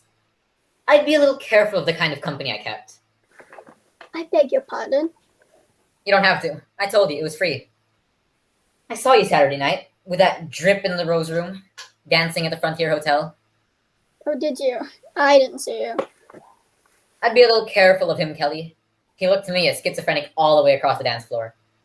You really shouldn't have given him a second thought, Doctor. He was my date, not yours. That was his mentality. The rest of him, well... But she was beautiful. Who? The girl you were with. I thought you didn't notice. You bumped into us twice. How could I help it? Not that it makes any difference to you, but this lady has a sweet, kind of disposition, and she knows how to conduct herself. Funny how she couldn't rate a better date on a Saturday night. And she has an excellent mind. Why doesn't she use it? Oh, I don't suppose you're supposed to be censured for your flippant hard shell you've got, Kelly. You're probably compensating for something. I am not. And don't you use any of your psychiatry on me. Oh, if I could try something else on you, just to see if you'd melt under any circumstance. You'll never know. Because you interest me, Kelly. As a case history. That's all. I'd like to know where you get that inflated ego. If you want the meanest inflated ego case history ever. Don't run away. We've got to finish this. Well, leave me alone. Gladly. Chumley's West. Yes, Sergeant. No accident report in the suburbs or in the city. Look, maybe we better... Never mind. They're here now, Sergeant. Good evening, my dear. These are for you. Oh, for me? Thank you. They're quite fresh too. I just picked them outside. I hope Dr. Chumley didn't see you. They're his prized dahlias. Did he go upstairs? Not knowing, I cannot stay. Those colours are lovely against your hair. I've never worn burnt orange. Such a train colour. You would improve any colour, my dear. Thank you. Did Dr. Chumley go back to his house? I don't know. Where is Dr. Sanderson? In his office, I think. Dowd, there you are. Dr. Sanderson, there's a cab waiting outside if you and Miss Kelly can get away now. Where is Dr. Chumley? Is he joining us? That's nice. I don't know, Doctor. I must apologize for being a few seconds late. I thought Miss Kelly should have some flowers. After what happened here this afternoon, Doctor, it really should be you giving her the flowers. As you grow older and the pretty girls of your youth pass you by, you will remember fondly of these generous girls of your youth. Just a moment, Dowd. The situation since you came here this afternoon has since changed. I urge you to have no resentment against Dr. Chumley. He's your friend. He only wants to help. That's nice of him. I want to help him too. If you'll begin by taking a cooperative attitude, that is half the battle. We all have to face reality, Dowd. Later. Doctor, I wrestled with reality for 40 years, and I'm happy to say that I won out over it. Won't you and Miss Kelly join me now downtown? Here you are. Upstairs, buddy. We're going upstairs. Is the doctor okay? There must be some mistake. Dr. Sanderson and Miss Kelly and I are going downtown for a drink. I'd be happy for you to join us, Mr. Wilson. Wilson. I hear they have an excellent floor show. Yeah? Well, wait till you see the floor show we've got upstairs, buddy. Just a minute, Wilson. Where did you say Dr. Chumley went, Dowd? As I said, he did not confide his plans for the evening in me. You mean the doctor ain't showed up yet? Not yet. Then where is he? That's what we're trying to find out. Mr. Dowd walked in here by himself. Oh, did he, eh? Listen, you talk fast or I'm working in over you. Well, I'd rather you didn't do that, and I'd rather you didn't even mention such things. Mr. Dowd, Dr. Chumley went to look for you in town. That was 4 hours ago. Where has the evening gone to? Listen to that. Smart, eh? Just a minute, Wilson. Did you see Dr. Chumley, Dowd? Oh, yes, I did. He came into Charlie's place at around dinner time. It's a cozy spot. Let's all go there now and talk it over a tall one. We're going no place. Now I'm asking you a question. And if you don't button up your lip and give me some straight answers, I'm gonna beat it out of you. What you suggest is impossible. What's that? Well, you suggest that I button up my lip and give you some straight answers. It can't be done. Let me handle this, Wilson. Well, handle it then. But find out where the doctor is. Dr. Chumley did go into Charlie's rest, you say? He did. And I was very happy to see him. Okay, go on. Well, he asked the proprietor for me, and naturally, the proprietor brought him over. We exchanged some greetings. He said, "How do you do, Mr. Dowd?" And I said, "How do you do, Dr. Chumley?" I believe we said that at least once. Okay. I'm trying to be factual. Well, I then introduced him to Harvey. To who? White rabbit, 6 feet tall. Well, 6 feet. 6 feet and 1/2. Okay. Fool around with him. And the doctor is probably someplace breathing to death in a ditch. Well, if those were his plans for the evening, he did not tell me. Go on, Dowd. Dr. Chumley sat down in the booth with us. He was seated on the outside like this, and I was seated against the wall like this, and Harvey was opposite him so that he could see him. That's right. Spent all night talking about seating arrangements. Harvey suggested that I buy him a drink, and I, knowing that he does not like to drink alone, suggested to Dr. Chumley that we join him. And so? We joined him.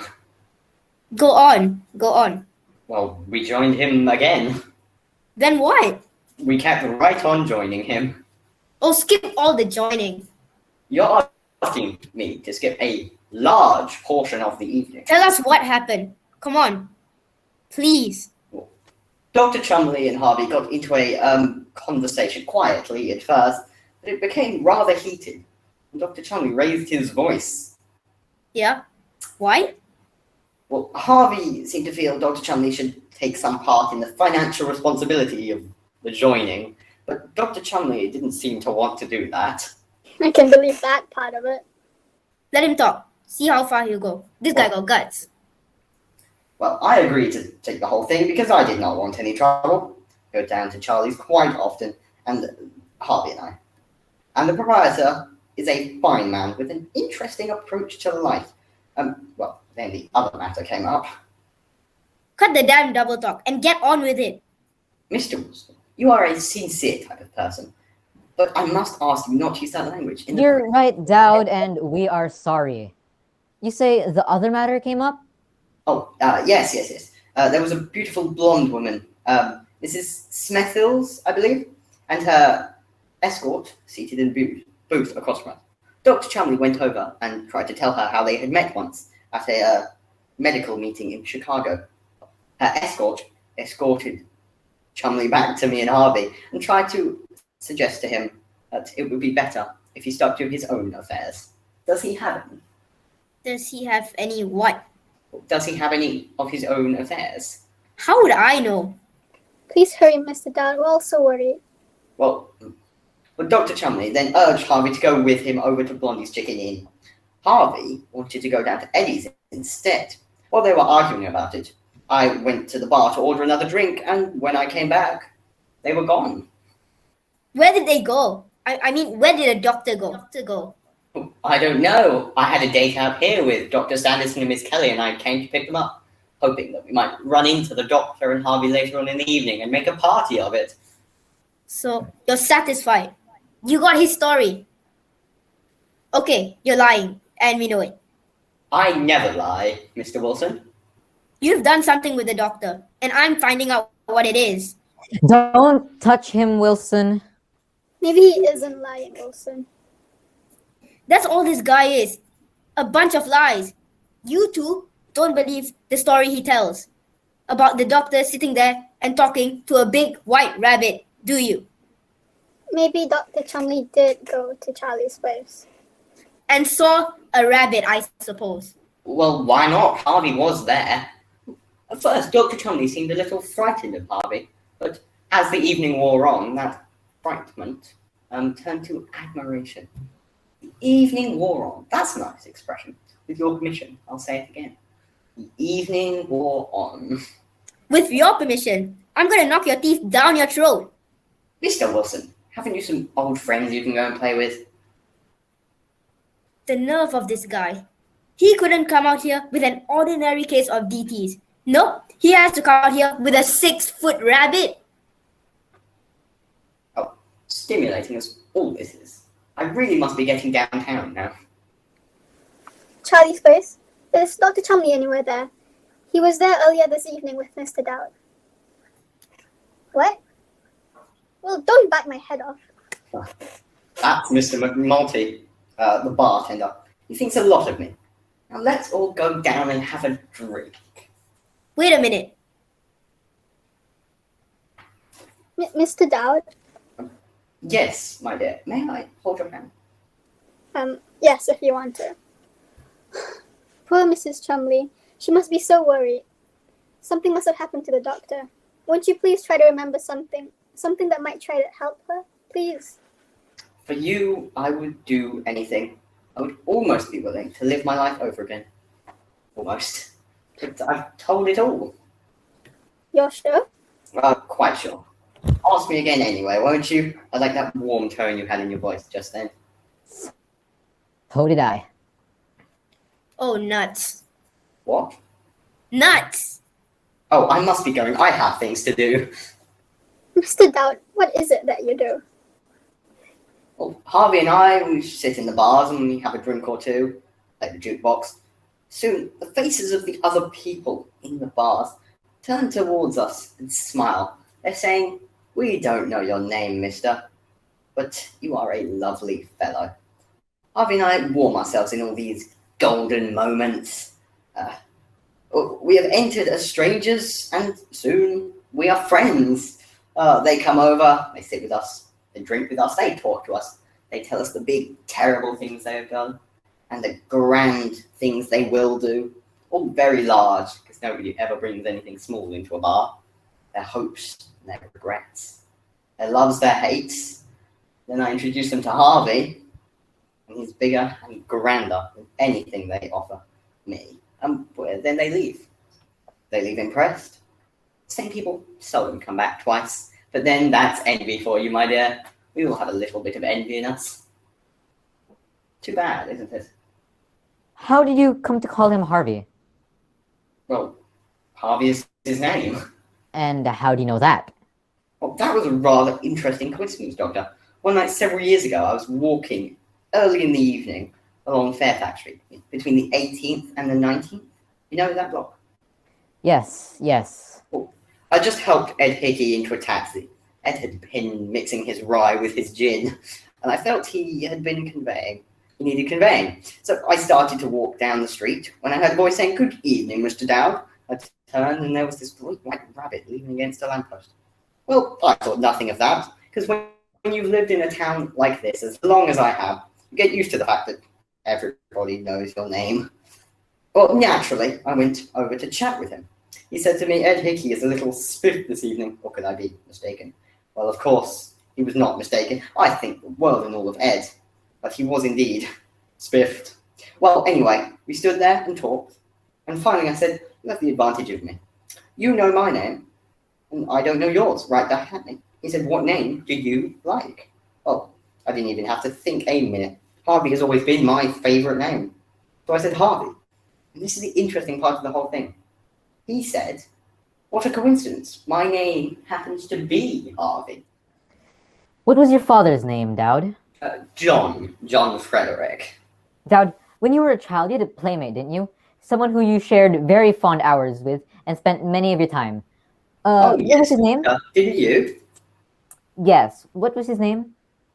Vern McElhenney. Did you ever know the McElhenneys, Doctor? No. Too bad. There were a lot of them, and they circulated. Wonderful people. Think carefully, Dowd. Wasn't there someone, somewhere, sometime, where you knew someone by the name of Harvey? No, Doctor, no one. Maybe that's why I always had such hopes for it. Come on, Wilson. Let's take Dowd upstairs. I'm taking him nowhere. You've made this your show, now run it. Letting him sit Come on, here, Dowd. forgetting all about Dr. Chumley? Okay, it's your show, you run it. Come on, Dowd. Come on, Elwood. Very well, Lyman. But I'm afraid I won't be able to visit with you for long. I promised Harvey I would take him to the floor show. Oh boy. Dr. Chumley, are you okay? Okay, of course I'm okay. I'm being followed. Lock that door. Who is following you? None of your business. How did you get out of here, Doctor? I just saw you go in. I went up to my window. Wilson, don't leave me. No, Doctor. Get that man down out of here. Yes, Doctor. No, don't leave me. But you said... Dumphy, through the telephone. Dumphy, give that guy Dowd his clothes back and get him here right away. Don't leave me. Oh. Just a minute, Doctor. Oh, it's Judge Gaffney. I want to see Dr. Chumley. Hi, Myrtle. Hello. Chumley, we've got to talk to you. This thing is serious. It certainly is. It's more serious than you suspect. Okay, where can we go to talk? Not in there. The doctor doesn't want you in his office. No, sir. All right, well then, settle things here. Then sit down, Dr. Chumley, and Myrtle May, sit down as well.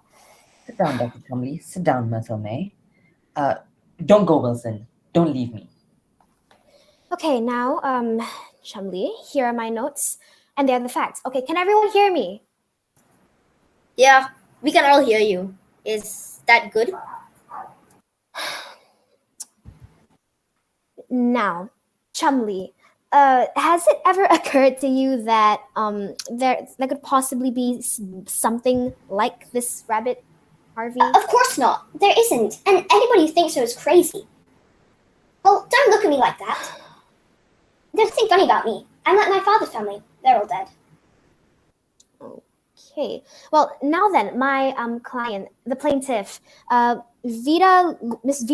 Vida Louise Simmons, forgive me, under oath swears that on the morning of November the 2nd, while standing in the kitchen of her home, upon hearing her name called, she turned and saw this great white rabbit, Harvey.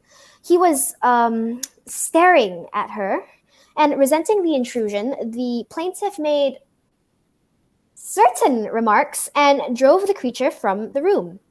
And the creature went. And what did she say to him exactly? She was emphatic. The remarks are not important. No, I want to know how she got this creature out of a sanitary. I mean, her home. Well, I hate to have to tell him, Judge. It isn't a bit like Mother. Quit stalling. Let's have it. Okay. Sheesh. She looked him right in the eye and exclaimed in the heat of anger, "To hell with you!" To hell with you. He left. Yes. But that's besides the point. You see, the point is it perjury or is it something we can cope with? I'm really asking you for your opinion here. Rosie, I've been looking all over for you. Dr. Sanderson, disregard what I said to you this afternoon. I want you on my staff. You are a very astute young man. Oh, Lyman, did you hear? Oh, baby. See you later. You've just got to keep Uncle Elwood out here, Doctor. No, I want the sanitarium the way it was before that man came out of here. Well, I know what you mean. You do? Well, it certainly gets on anyone's nerves the way Uncle Elwood knows what's going to happen before it happens. Like this morning's, for instance. He told us that Harvey told him that the McIlhenny's Aunt Rose would drop in on an unexpectedly visit from Cleveland. And did she? Did she what? Aunt Rose, did she come out just as Harvey said she would? Oh, yes. Those things always turn out the way Uncle Elwood says they will, but what of it? What do we care about the McIlhenny's? You say this sort of thing happens often? Well, yes, and isn't it silly? Uncle Elwood says that Harvey tells him everything. How could he when there's no such thing as Harvey? Fly specks. I've been spending my life amongst fly specks while miracles have been leaning on a lamppost along 18th and Fairfax. Good. Nobody here but people. Oh, Mother, you promised you wouldn't come out here. Well, good evening to you too, Myrtle May. Now, I brought Elwood his bathrobe. I'm sorry, but why are y'all just sitting here? I thought you'd be committing him. Yeah, I think it's best if you sit down, girl. Just No. I will not be sitting down. All right, let's get to the point. Is everything settled? It will be. Doctor, may I give an opinion? Yes, do, by all means. His opinion? No. Judge, this is the doctor I told you about. It is my opinion that Elwood P. Dowd is suffering from a third-degree hallucination, and the other party is the victim of autosuggestion. I recommend shock formula 977 for Elwood P. Dowd and a case of bed rest for... You do? That is my diagnosis, doctor. Mrs. Simmons, your brother Dowd will not see this rabbit anymore after this injection. We've used it in hundreds of psychopathic cases. Excuse me, did you just say a psychopathic case? My brother is anything but a psychopathic case. There is nothing of the sort that runs in our family. Mother, if you didn't think Uncle Elwood was psychopathic, why did you bring him out here? Where else could I take him? I couldn't take him to prison, could I? Besides, this is not your uncle's fault. Why did Harvey have to speak to him in the first place? Like, with a town full of people, why did he have to choose Elwood? Okay, first of all, stop putting your oar in. Keep your oar out, okay? Hey, doctors, if this shock formula brings people back to reality, just give it to Elwood. It's kind of where we want him right now. I'm not sure that will work in a case of this kind, Dr. Sanderson. Well, why not? It always has. I just need to tell you that Harvey always follows Elwood home. He does? Yes, but if you give him the formula and Elwood doesn't see Harvey, he won't let him in. Then when he comes to the door, I'll deal with him. Oh, Mother, won't you stop talking about Harvey as if there were such a thing? Myrtle May, you've got so much to learn, and I hope you never learn it. Shh. He's here. Good evening, everybody. Good evening, Elwood. Oh, I brought you your bathrobe. Oh, thank you, Vita. Well, Chumley, what do we do? We've got to do something. We definitely need to. I should say so. Yes, it's imperative. Well, while you're all making your minds up, why don't we all go down to Charlie's for a drink? No. Elwood, you, of all people, are not going anywhere. You are staying right here. Yes, Uncle Elwood. Yes, we think it's best if you stay here, son. Well, you want me to stay, I want to leave. An element of conflict is good in any discussion.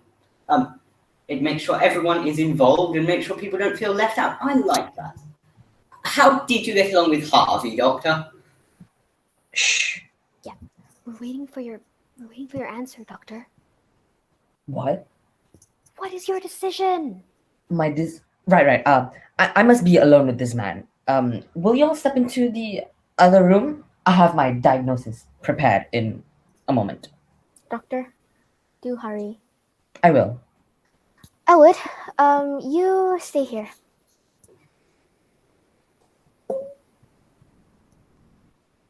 Here, Mr. Dowd, let me give you this chair. Let me give you this cigar. Is there anything else I can get you? What did you have in mind? Mr. Dowd, what kind of a man are you? Where do you come from? Haven't I already given you one of my cards? And where on the face of this tired old earth did you find a thing like him? Harvey the pooka. Is it true that he has a function that he can... Gets advance notice? I'm happy to say it is. Harvey is versatile. Harvey can stop clocks. What? Oh, you've heard that expression, his face would stop a clock. Yes, but why? To what purpose? Well, Harvey says he can look at your clock and stop it. And you can go away wherever you like, for as long as you like, with whomever you like. When you come back, 1 minute will have ticked by. You mean that he actually... Einstein has overcome time and space. Harvey has overcome not only time and space, but also any objection. And does he do this for you? Well, he's willing to at any time, but I've yet been able to think of a place I would rather be. I always have a lovely time wherever I am, whomever I'm with. I'm having a lovely time with you now, Doctor. Cheers. I know where I'd go. Where? I'd go to Akron. Akron? There's a cottage camp outside Akron in a grove of maple trees. Cool, green, beautiful. My favorite tree. I would go there with a pretty young woman, a quiet woman, a strange woman. Under a tree? I wouldn't even want to know her name. I'd simply be just Mr. Brown. Why wouldn't you want her to know her name? You might be acquainted with the same people. I would send out for cold beer. I would talk to her. I'd tell her things that I've never told anyone. Things that are safe in here. And then I would send her for more cold beer. No whiskey? Beer is better. I suppose she might like a highball. I wouldn't let her talk to me. But as I talk, I would want her to reach out a soft hand and stroke my head and say, "Poor thing. Oh, you poor thing." And how long would you like that to go on? 2 weeks. 2 weeks? 2 weeks of just cold beer at Akron? Poor thing. Wouldn't that get a little monotonous? No, it would not. It would be just wonderful.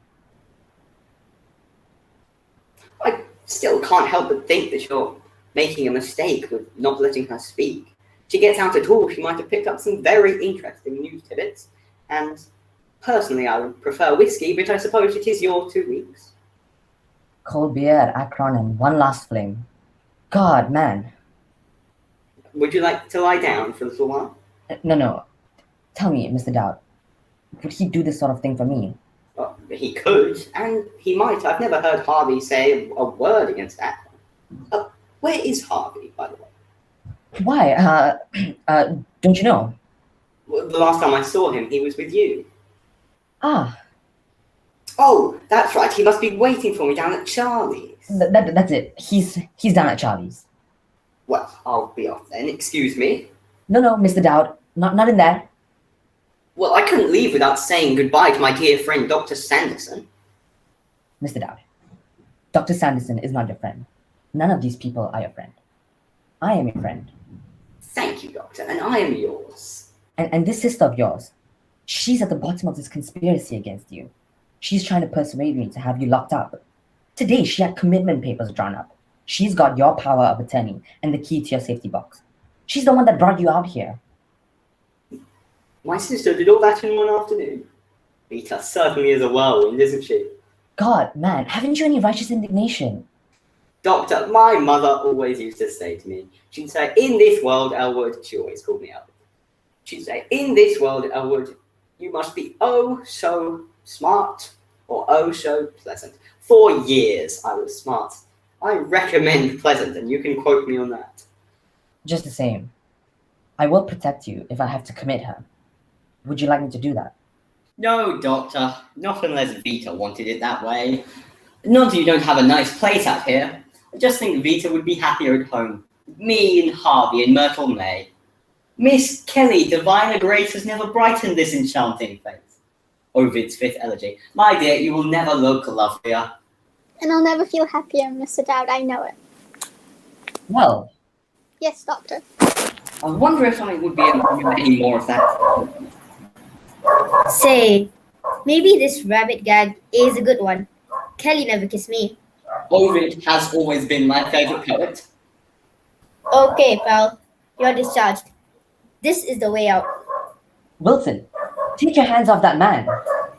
What? Apologize to Mr. Dowd. Apologize to him. This guy with the rabbit? Apologize. Fine. I apologize. This is a door. I'll remember it if I have to leave. Wait a minute, Dowd.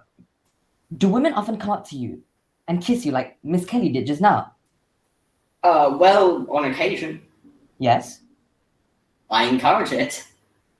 To hell with decency. I've got to have that rabbit. Go ahead and knock. Ah, Dr. Sanderson, I simply Dr. Chumley, do you agree with my diagnosis? Yes. Call them in. Judge Gaffney, Myrtle, Vita, please, come in. So, is everything settled? I find I concur with Dr. Sanderson. Thank you, Doctor. Oh, that's wonderful. What a relief. Good boy. Well, let's celebrate. I've got some bars listed in the back of this book. New bars. This injection carries a violent reaction. We can't give it to him without his consent. Will he give it? Of course he will, but I have to ask him. To give up that rabbit? I doubt it. Well, don't ask him, just give it to him. Bessie's barn dance. Blondie's chicken inn. Never late. Better late than never, sorry. Benny's drive-in. Elwood! Benny's drive-in it is. We should telephone ahead for a table. How many of us will there be, Vita? Elwood, come on. Mr. Dowd, I have a formula, 977, that I think will be good for you. Will you take it? Elwood, you won't see this rabbit anymore. But you will see your responsibilities, your duties. Well, Doctor, if you made it, I'm sure it's a fine thing. And if I happen to meet anyone in need of it, I'll be sure to let them know. But for me, I wouldn't care to take it.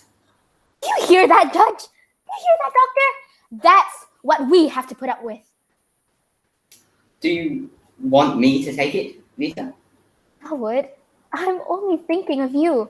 You are my brother, and I've known you for years. I really do anything I say for you. That Harvey has only known you for so long. You know, he's making a fool out of you, Elwood. Don't be a fool. Oh, I won't. Why? The thing is, you could amount to something. You could be sitting on the Western Slope Waterbot right now if you'd only go over and ask them. Well, if that's what you want, Vita, Harvey and I will go over there tomorrow and do just that. Did you say tomorrow? Tomorrow? I never want to see another tomorrow. Not if Myrtle May and I have to live in a house with that stupid rabbit. Our friends never come to see us. We have no social life. We have no friends at all, Elwood. We're miserable, and I wish I were dead, but maybe you don't care. I've always felt that Vita should have everything she wants. Are you sure, Vita? Very well, then. I'll take it, Doctor. Where do I go? In Dr. Sanderson's office, Dowd. Say goodbye to the old fellow for me, will you?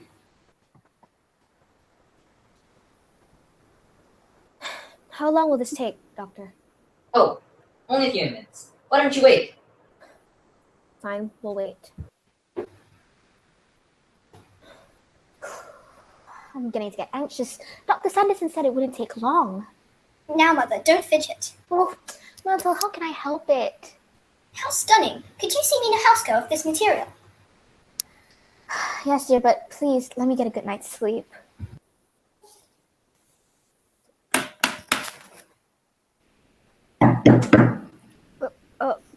Come in. What do you want? I'm looking for a short lady. Oh, there you are. Lady, you left my cab without paying me. Oh, yes, I forgot. How much was it? 2.75. All the way out here, it's 2.75. 275, right. Give me a second. I could have sworn I brought my coin purse. Myrtle, do you have any money? No, I spent that money Uncle Elwood gave me for my new hairdo for the party. All right, then. Thank you. Judge, do you happen to have any money on you? 275? Sorry, nothing but a check. We don't take checks. Yeah, I know. Dr. Chumley? I'm really sorry to bother you, but do you happen to have 275 that I could give this man? Haven't got my wallet. No time to get it now. Have to get on with this injection. Sorry. Well, I'll get it for you from my brother, but I really cannot get it right now. He's in there. He's taking an injection. It won't be long. You'll just have to wait a few minutes. You're gonna get my money from your brother, and he's out there to get he's in there to get that stuff they shit out here. Yeah, but it won't be for a few minutes. Lady, I want my money now. But I told you, it would only be a few minutes. Besides, I want you to drive us back to town. And I told you I want my money now, or else I'm nosing back my cab to the town, and you can wait for the bus at 6 in the morning. Well, of all the pig-headed, stubborn things! Ugh.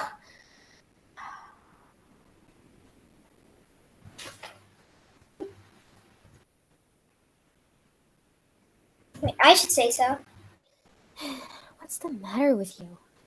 Nothing, but that 2.75 won't fix. You hear me? Take it or leave it. Oh my god, I never heard of anything so unreasonable in my life. Dr. Chumley, will you let Elwood step out a minute? This cab driver is getting a little bit impatient. Don't be too long. Elwood, I came off without my coin purse. Will you give this man 275? Don't give him any more. He's been very rude. How do you do? Dowd is my name. Elwood P. Lofgren's mine. E.J. I'm glad to meet you, Mr. Lofgren. This is my sister, Mrs. Simmons, my charming little niece, Myrtle May Simmons, Judge Gaffney, and Dr. Chumley. Hi. Have you lived around here long, Mr. Lofgren? It's okay. I've been living here all my life. Do you enjoy your job? It's okay. I've been with the Apex Cab for 15 years, and my brother Joe is with Brown Cab nearly 12. You work for Apex and your brother Joe for Browns? That's interesting, isn't it, Rita? Here, let me give you one of my cards. Better get on with this, Mr. Dowd. Oh, certainly, sir. 1 minute. My sister and my charming little niece live here with me at this address. Won't you and your brother come around to have dinner with us sometime? Sure, be glad to. When? When would you be glad to? I couldn't come any night but Tuesday. I'm on duty all the rest of the week. Well then, you must come on Tuesday. We'll expect you and your brother and we'll be delighted to see you. Won't we, Vita? Oh, Elwood, I'm sure this man has his own friends. Vita, one can't have too many friends. Elwood, please don't keep Dr. Chumley waiting. That's very rude. Of course. Here you are. Keep the change. I'll expect you on Tuesday then, if you'll excuse me now. Sure. A sweet guy. Indeed. You could have just waited, you know. Oh, no, listen, lady. I've been driving this route for 15 years. I brought them to get that stuff and drove them back after they headed. And it changes them. Well, isn't that what they're supposed to do? I certainly hope so. And you ain't kidding. On the way out here, they sit back and enjoy the ride. Sometimes we stop and watch the sunsets and watch the birds flying. Sometimes we stop and watch the sunsets when it's raining, and watch the birds fly when there is no birds. Lady, we had a swell time, and I always got a big tip.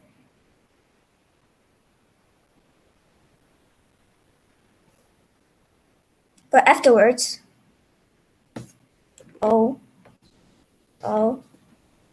What? I'm sorry. Afterwards, oh. What do you mean afterwards? Oh. They yelled me to watch the lights, watch the brakes, and watch the intersections. They screamed at me to hurry. They got no faith in me or my buggy. But yeah, it's the same cab and same cab driver, and we're going over the very same road. It's no fun, and no tips. Wait a second. My brother would have tipped you anyway. He's very generous and always has been. Not after this, he won't be. Lady, after this, your brother will be completely normal human being, and you'll know what bastards they are. Glad I met you. I'll wait. Judge Gaffney, Myrtle May. Stop it. Don't give it to him. Elwood, please come out of there. Hey, you can't do that. Dr. Chumley's giving him the injection. Mother, stop this. I don't want Elwood to have it. I don't want Elwood that way. I don't like people like that. Do something with it, Judge. Mother, stop this. You shut up. I've lived longer than you. I remember my father, and if anything, I remember your father. Remember. What's all this commotion? What's the trouble, Doctor? She's sounding off again? She wants to stop the injection. You haven't given it to him already, have you? No, but we're ready. Wilson, would you please escort Miss Simmons out? No, you leave me alone. Get your hands off of me, you brute! Vita! You don't know what you want. You didn't want that rabbit either. I'll be honest. What's wrong with Harvey? If Elwood and Myrtle May and I want to live with Harvey, so what? It's none of your business. You don't even have to come around. It's our business. Elwood?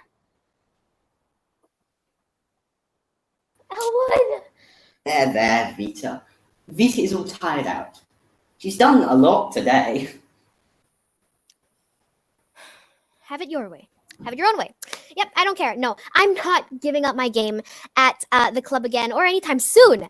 No matter how big the animal is. Have a nice day. Thank you. Elwood, let's go. Come on.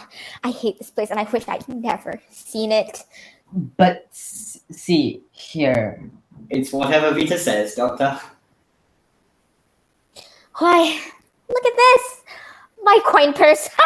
That's funny. I could have sworn I put it in there. Yes, I could have paid the cab driver myself. Oh, Harvey.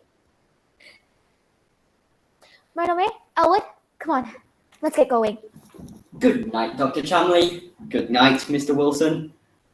Elwood, come along. Doctor, for years, I've known what my family thinks of Harvey.